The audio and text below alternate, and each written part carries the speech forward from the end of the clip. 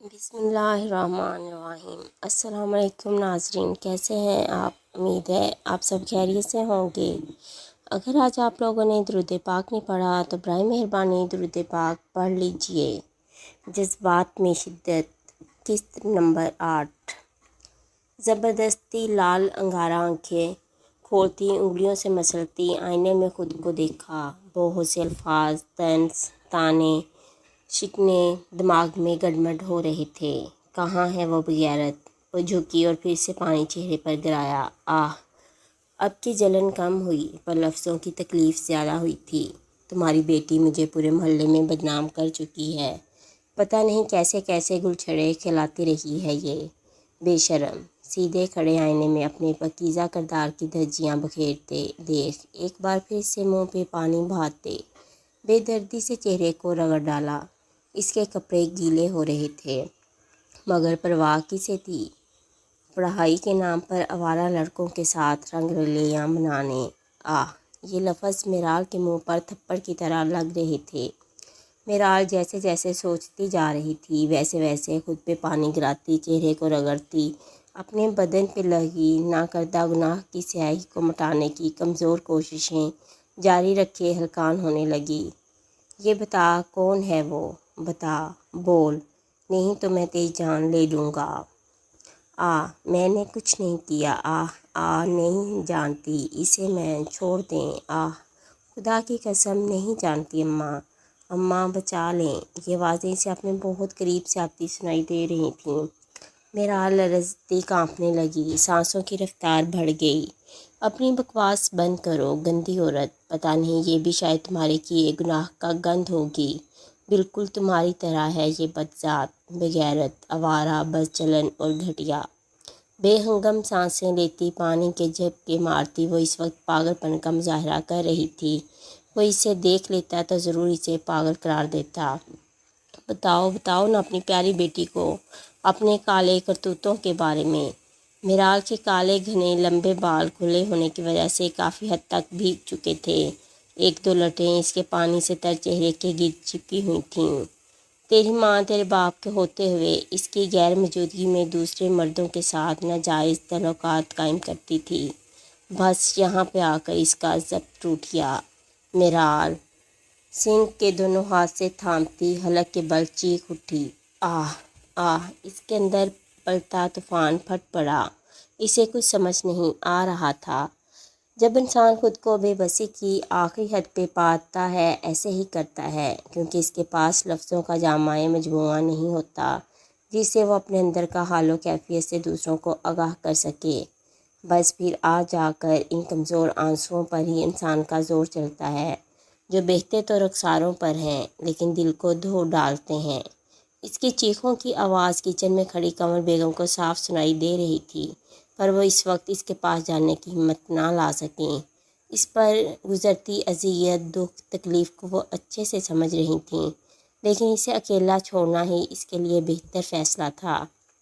کنور بیگم اپنی بیٹی کو اذیت میں دیکھ خود بھی اس کی اس وقت ہوتی حالت کے پیش نظر شدید رو رہی تھیں۔ اپنی چادر منہ پہ رکھتے بڑھتی آواز کا گلا گھونٹنے لگی۔ کنور بیگم اور میرال نے پچھلے 15 سالوں سے مسلسل دکھ، درد، رنج، غم و الم، غیظ و غضب، ظلم و ستم سے ہے۔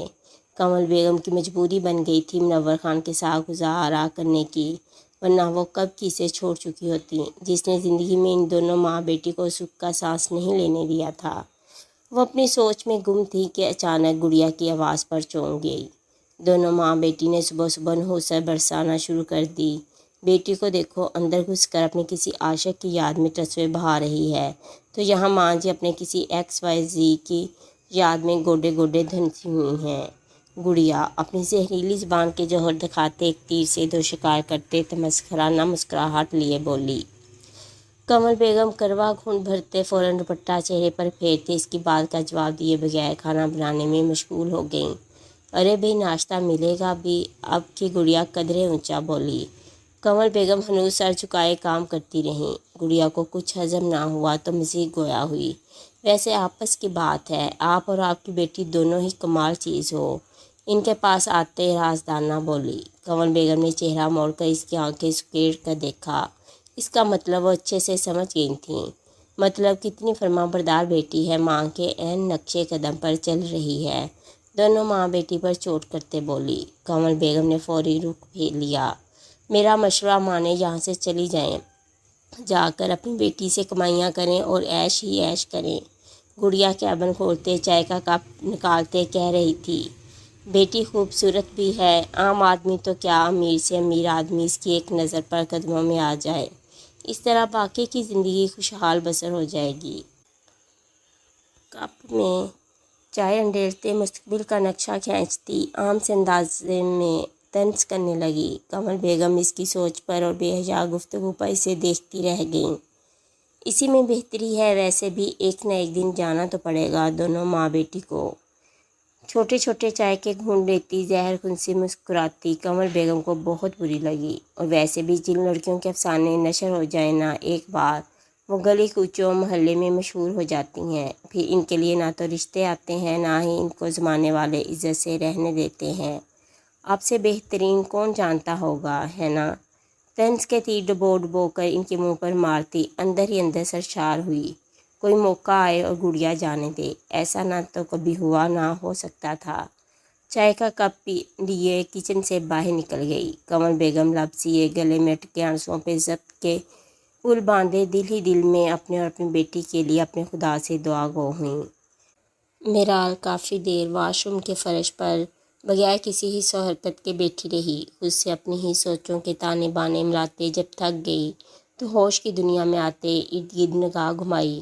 ایک نگاہ اپنے سراپے پہ ڈالی جو دوپٹے کے بغیر بیٹھی تھی۔ اس کی نظر خود سے ہوتے تھوڑی دور جا کر زمین پر گرے دوپٹے پر رکی۔ اسے دیکھتے وہ آرام سے آگے کھسکی، اسے اٹھایا، اپنے گرد لپیٹ لیا۔ اس کے کپڑے کافی گیلے اور گندے ہو چکے تھے۔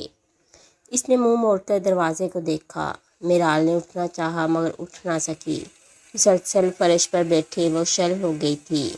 اس کے جسم پر کل کی چوٹوں اور نیل کے نشان صاف واضح طور پر ظاہر ہو رہے تھے اور اسی وجہ سے درد بھی تھا۔ اس کے بازو، گردن اور چہرے پر زیادہ زخم آئے تھے۔ میرال نہ بھی زبان سے کسی کو بتاتی، لیکن اس کا جسم اور اس پہ لگے زخم چیخ چیخ کر اپنے ساتھ کیے ظلم و ستم کی آہ بیتی سنا رہے تھے۔ ہمت کرتے دیوار کا سہارا لیتے بامشکل اٹھی۔ نیچے فرش پہ بہت دیر تک بیٹھنے سے اس کا جسم اکڑ گیا تھا۔ دروازہ کھولتے باہر نکلی۔ درمیانی چال چلتی صحن میں آئی۔ گڑیا کچن سے نکل کر اس کی طرف آ رہی تھی۔ اس کو آتا دیکھ میرال فوراً سے اوپر سیڑھیوں کی طرف بڑھی، کیونکہ گڑیا نے الٹا سیدھا کہنا تھا اور پھر میرال کا پارا ساتویں آسمان پر پہنچ جانا تھا۔ اس لیے کالی بلی کو دیکھ راستہ بدلا کہ کہیں اپنے سے بری بزبان سے بدتمیزی نہ ہو جائے۔ گڑیا نے اسے مخاطب کیا، ارے ارے کہاں نظر بچا کر جا رہی ہو، بات تو سنو۔ نہ چاہتے اس نے اپنے قدم روک لیے، خود کو کمپوز کرتے اپنے قدموں پہ گھوم گئی۔ گڑیا کے ہونٹوں پر سامنے والے کو جلا کر راکھ کر دینے والی مسکراہٹ تھی اور آنکھوں میں بے پناہ حقارت۔ میرال اس کے چہرے کو دیکھ نگاہیں چرا گئی۔ میں نے سوچا تھا کہ جب میں صبح اٹھوں گی تم اپنی اس منحوس شکل کے ساتھ یہاں سے گم ہو گئی، مگر تم تو بہت ڈھیٹ نکلی، اب تک یہی ہو۔ گرم گرم بھاپ اڑاتی چائے کے کپ پر اپنی انگلی گھماتی اسے سر سے پیر دیکھتے بولی۔ میرال چپ چاپ نظریں فرش پر گاڑے خود کو کسی بھی قسم کے رد عمل سے باز رکھے تھی۔ اپنے اس عاشق کے ساتھ ہی بھاگ جاتی جس کی یاد میں صبح صبح آنسو بہا رہی تھی۔ چلو اگر نہیں بھاگی کم از کم خودکشی کر لیتی۔ کیا تم میں اتنی بھی غیرت نہیں کہ اپنی ماں کی کرتوت جان کر ہی خود کو کچھ کر لیتی؟ اس کی بات پر میرال نے اپنے ہاتھوں میں دوپٹے کو بھینچتے ضبط کیا۔ یا ماں کو مار دیتی یا اسے لے کر ہی یہاں سے چلی جاتی۔ وہ ہنوز سر جھکائے کھڑی سنتی رہی۔ ویسے ہو تم ایک ہی تھالی کے چٹے بٹے، جیسی ماں ویسی بیٹی۔ میرال نے جھٹکے سے سر اٹھا کر گڑیا کو دیکھا جو آنکھوں میں ناگواری لیے اسے دیکھ رہی تھی۔ ارے ڈوب کے مر جاؤ تم دونوں ماں بیٹی گندے پانی میں۔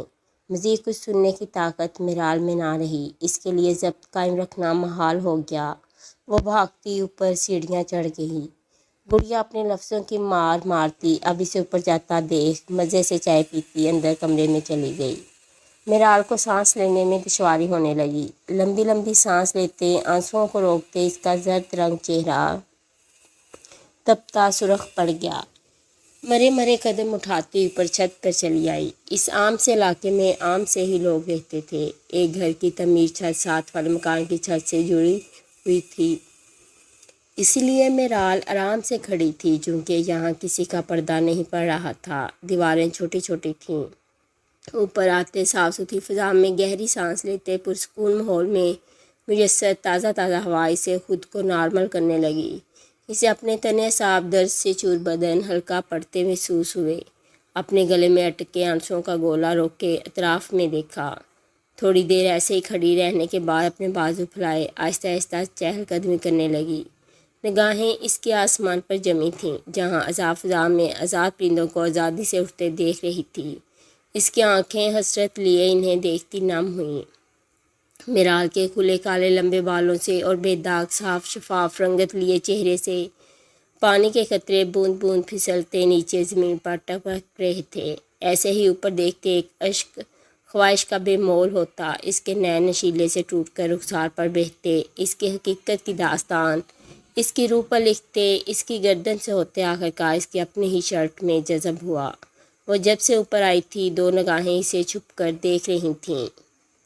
وہ ان سے انجان اپنے آپ میں مگن تھی۔ جب اسے آہٹ محسوس ہوئی میرال چونک کر مڑی، نظر چاروں اور گھمائی اور وہ آواز کی سمت چل دی۔ قدم قدم چلتی دیوار کے جیسے جیسے قریب جا رہی تھی اسے ڈر بھی لگ رہا تھا، پر آہٹ ہوئی اس لیے وہ دیکھنا چاہتی تھی کہ آیا وہاں کیا ہے۔ ابھی وہ دیوار کے پاس پہنچی کہ دوبارہ آہٹ ہوئی۔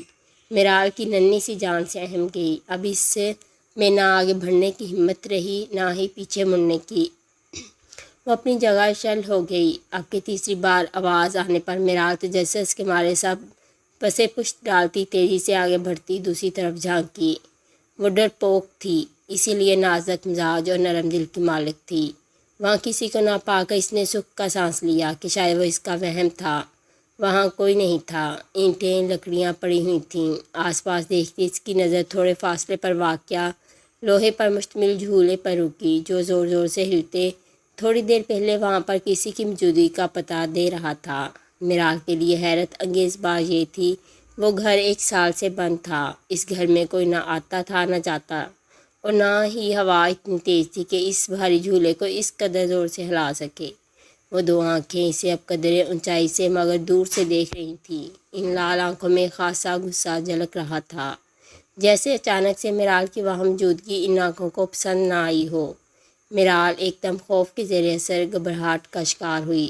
ہر طرف پھیلی بالکل خاموشی کے باعث خوف اس پر طاری ہونے لگا۔ اچانک اپنے پیچھے کسی چیز کے زور سے گرنے کی آواز پہ وہ اچھل پڑی۔ چونک کر مڑی، سامنے دیوار پر بلی کو دیکھا جو وہاں سے گزرتے دیوار پر رکھی اینٹ گرا گئی۔ پہلے پہل میرال کا جسم سن پڑ گیا، اس کا دل ایک لمحے کو تھم گیا، پر ڈر و خوف کا اثر زائل ہوا تو ہوش میں آتے خود کی کم عقلی پر ہلکے سے مسکراتی ایک ہاتھ ہلکے سے اپنے سر پہ مارا۔ اس کی مسکان سچ میں دل نشین تھی، شاید اسی لیے وہ کم ہنستی مسکراتی تھی اور باقی کسر زندگی کی تلخیوں نے نکار رکھی تھی۔ میرال فوراً سے مسکان سمیٹے چلتی چھت کی دوسری طرف چلی آئی۔ ٹھنڈی ٹھنڈی ہوا کے سنگ اس کے بال لہراتے پیچھے کی جانب ہمکتے تو کبھی چہرے پر ٹھکیلیاں کرنے لگتے جنہیں وہ محض سر جھٹک کر ہٹاتی یا کبھی ہاتھ سے پیچھے کر لیتی۔ کالا دوپٹہ اس نے آگے گلے میں پھیلا رکھا تھا۔ وہ شخص دیوار کی اور سے اسے دیکھتا ایک ہاتھ سے اپنے کھلے گریبان کے اندر پھیرتا کوئی گنڈا موالی لگ رہا تھا۔ میرال کی فراق کے بازو باریک ہونے سے ان کی سنہری گندمی رنگت عیاں ہو رہی تھی۔ کالے کپڑوں میں اس کا کمزور نازک گداز بدن اور بھی دل فریب دلکش لگ رہا تھا۔ وہ دیوار کے قریب جاتی آہستہ سے نیچے جھانکنے لگی۔ گلی میں چھوٹے چھوٹے بچے کھیل رہے تھے۔ بظاہر وہ بڑی فرصت سے کھڑی انہیں دیکھ رہی تھی، لیکن اس کا دماغ ابھی بھی اس ہلتے جھولے پہ اٹکا تھا۔ جب اس کی چھٹی حس کو کچھ محسوس ہوا وہ سیدھی ہوئی اطراف میں نظریں دوڑائیں۔ یہ مجھے کیا ہو گیا ہے؟ سر پر ہاتھ رکھتے ہم کلام ہوئی۔ وہ دو نگاہیں اب بھی میرال کی ایک ایک حرکت پر مرکوز تھیں۔ پتہ نہیں کہاں سے آ جاتے ہیں ایسے خیال، بھلا کوئی جن چڑیل بھی ہوتی ہیں؟ پریشان ہوتے اپنے آپ سے سوال کیا گیا۔ نہیں نہیں، ایسا تھوڑی نہ ہوتا ہے کہنے کی باتیں ہیں صاحب میرال، میں ابھی بچی تھوڑی ہوں، ہاں جو ان باتوں اور کہانیوں کو عکس کرتے ڈرنا شروع ہو جاؤں گی۔ اپنے اس سوال کا جواب دیتے ہوئے خود کو جھوٹی تسلی دی۔ وہ ڈر بھی رہی تھی اور ساتھ خود کو بہلا بھی رہی تھی۔ اس کا چہرہ پھک پڑ رہا تھا۔ کوئی بھی اس وقت میرال کا چہرہ دیکھ کر آرام سے بتا دیتا کہ وہ خوف زدہ ہو رہی ہے۔ تھوڑی دیر اور گزرنے کے بعد اسے اپنی پشت پر کسی کی نگاہوں کی گہری چھاپ محسوس ہوئی۔ میرال مڑی۔ آج سے پہلے اسے دن کے وقت ایسا کبھی نہیں ہوا جو وہ آج محسوس کر رہی تھی۔ وہی دو غصے سے لال انگارہ ہوتی نگاہیں ابھی بھی میرال کو غیظ و غضب لیے دیکھ رہی تھیں، جیسے اسے جلا کر راکھ کر دینے کے در پر ہوں۔ اس کے نازک مومی بدن کو لو دیتی تپش میں لپک شامل ہوتی شدت اختیار کر گئی، وہ جو اپنے وجود کی رہنائیوں سے بے نیاز کھڑی تھی۔ اس شخص نے اپنے قدم اس کی طرف بڑھائے، ادھر ادھر آنکھیں سکیڑ کر دیکھتا میرال کی جانب پیش قدمی کی۔ اس شخص کے گریبان میں سے ایک چین جھلک رہی تھی، کپڑوں اور جوتوں پر جا بجا مٹی کے نشان لگے ہوئے تھے۔ میرال نیچے جانے لگی کہ کنول بیگم کو دبے پاؤں اوپر آتے دیکھا۔ میرال حیران ہوئی۔ کنول بیگم میرال کو اچانک یہاں دیکھ کر ہڑبڑا گئیں۔ ان دونوں کو آمنے سامنے دیکھ وہ شخص ایک دم رک گیا۔ اس نے سفید رنگ کے کپڑے سے منہ ڈھک رکھا تھا۔ تم یہاں کیا کر رہی ہو؟ اپنے لہجے میں حیرت اور لڑکھڑاہٹ پر قابو پاتے بولیں۔ میرال نے انہیں غور سے دیکھنے پر اکتفا کیا۔ کنول بیگم ڈرتی اطراف میں نگاہیں گھمانے لگیں۔ میرال ان کی نگاہوں کے تعاقب میں دیکھنے لگی۔ کنول بیگم کو ٹھنڈے پسینے آ گئے۔ آپ یہاں کیا کر رہی ہیں اس وقت؟ میرال نے ابرو اچکاتے پوچھا۔ میں تمہیں کھانے کا کہنے آئی تھی۔ ہاں کھانے کا؟ کہنے کا انداز ایسا تھا جیسے میرال سے زیادہ خود کو اس بات کا یقین دلایا ہو۔ اچھا کھانے کا؟ میرال ان کی بات دہراتی بازو سینے پر باندھ گئی۔ کنول بیگم دو بدو بولیں۔ ہاں کھانے کا۔ آ جاؤ کھانا کھا لو، آ جاؤ۔ کنول بیگم اس کی نگاہوں سے پزل ہو رہی تھیں۔ ابھی تھوڑی دیر پہلے ہی آپ نے میری یہاں موجودگی پر کافی حیرت کا اظہار کیا۔ آپ کو تو پتہ ہی نہیں تھا میں کہاں ہوں، پھر آپ کیسے مجھے ناشتے کا کہنے یہاں پہنچ گئیں؟ میرال نے ان کا جھوٹ پکڑ لیا۔ کنول بیگم فوراً سے آنکھیں چرا گئیں۔ اس کی بات کا ان کے پاس کوئی جواب نہ تھا۔ ان کے جواب کا انتظار کرتی ان کی طرف جھکی۔ کیا ہوا، جواب نہیں ہے آپ کے پاس؟ میرال نے لہجے میں حیرت سموئی پوچھا۔ کنول بیگم نے سر اٹھاتے اس کی آنکھوں میں دیکھا۔ اس وقت ان کو اپنی ذات کسی مجرم سے کم نہ لگی۔ چلیں کوئی بات نہیں، آ کر ناشتہ کر لیں۔ میرال انہیں جانچتی نظروں سے دیکھتے ان کے پاس سے گزرتے تیزی سے نیچے چلی گئی۔ کنول بیگم اب اوپر رک نہیں سکتی تھیں، اس لیے ایک احتیاطی تدابیر طور پر چھت کو دیکھ نیچے چلی گئیں۔ دیوار کے پاس جھک کر بیٹھے شخص نے ان کی ساری گفتگو سن لی۔ ان کے جانے کے بعد اس نے ایک دم چہرے سے رومال کھینچ کر اتارا، جیب سے سائلنٹ موبائل نکال کر آتی کال رسیو کی۔ ہیلو، وہ شخص رعبدار آواز میں گویا ہوا۔ کب؟ ٹھیک ہے میں آ رہا ہوں۔ مٹی لگے ہاتھوں سے فون بند کرتے واپس جیب میں ڈالا۔ وہ شخص ماتھے پہ بر ڈالے سوچتا ایک دم مکروہ مسکراہٹ کے ساتھ مسکرایا۔ اس کی آنکھوں میں اس پر عجیب چمک سی اٹھی۔ میرال کے حسن کو سوچتے ایک بار پھر اس کے چہرے پر مکروہ سی مسکراہٹ نے اس کے گرد آلود چہرے کا احاطہ کیا۔ آنکھوں میں دہشت اترتی ان میں پہلے ہی موجود سرخی کو بڑھا گئی۔ وہ اپنا ہاتھ چہرے پر پھیرتے وہاں سے اٹھتا چلا گیا۔ ناشتہ خاموشی سے کیا، گڑیا پہلے کر چکی، اس لیے آرام و سکون سے دونوں نے کھانا کھایا۔ کنول بیگم کھا چکی تھیں، وہ اٹھتے برتن سمیٹنے لگیں۔ میرال چائے کا کپ لے کر مسلسل انہیں غور سے دیکھ رہی تھی۔ کنول بیگم اس کی نظروں کا ارتکاز خود پر اچھے سے محسوس کر رہی تھیں، لیکن انجان بنتی کام کرتی رہیں۔ پورے ناشتے کے دوران بھی میرال ان کو گھورتی رہی۔ کنول بیگم کو اس کے سامنے بیٹھنا مشکل ترین کام لگا۔ برتن رکھ کر واپس آئیں جب میرال کی آواز نے خاموشی کو توڑا۔ ماموں کو کال کر دی، دو ٹوک طریقہ تھا۔ نہیں، ایک لفظی جواب آیا۔ کیوں؟ آخر کس کا انتظار کر رہی ہیں آپ؟ میرال نے چائے کا گھونٹ بھرتے کندھے جھکاتے کہا۔ لہجہ ہنوز سرد تھا۔ اس کی بات پر کنول بیگم جو برتن سمیٹنے میں مصروف تھیں، سر اٹھا کر اسے دیکھا۔ کر لوں گی میں، آرام سے کہتے دوبارہ برتن سمیٹنے لگیں۔ کب کریں گی؟ ان کا آرام سے کہنا میرال کو بے چین کر گیا۔ کہا نہ کر لوں گی، تمہیں اتنی فکر کرنے کی ضرورت نہیں ہے۔ اس کے سوالوں کو نظر انداز کرتی جانے کو قدم اٹھائے۔ میں فکر کیوں نہ کروں، اور آپ اتنی تسلی بخش کیسے ہیں؟ بہرحال آج ہر حال میں جانا ہے بس۔ شروع میں اونچا بولی، جب اپنے رویے کا اندازہ ہوا آخر میں لہجہ دھیما کر لیا۔ کمل بیگم اس کی بات کو سنتے مڑی۔ آپ ابھی میرے سامنے انہیں فون کریں۔ اس وقت وہ کسی ضدی بچے کی طرح ضد کر رہی تھی۔ کمل بیگم برتن اٹھاتے غصے سے اٹک پٹک کرتی چلی گئی۔ تھوڑی دیر بعد ہاتھ میں فون لیے ایک کمرے میں آئیں۔ یہ پکڑو، غصے سے فون اس کی طرف بڑھایا۔ میں کیا کروں اس کا؟ بے نیازی سے کہتے منہ موڑ کر چائے کا گھونٹ لیا۔ اپنے عزیز تر ماموں جان کو فون کرو اور جو کہنا چاہتی ہو کہہ لو، تمہیں ہی شوق چڑھا ہے بات کرنے کا، تیز لہجے میں کہتے کمل بیگم نے فون چارپائی پر پٹک دیا۔ کس کس کو اگلی ویڈیو کا انتظار رہے گا؟ کمنٹ میں ضرور بتائیے گا۔ اللہ حافظ۔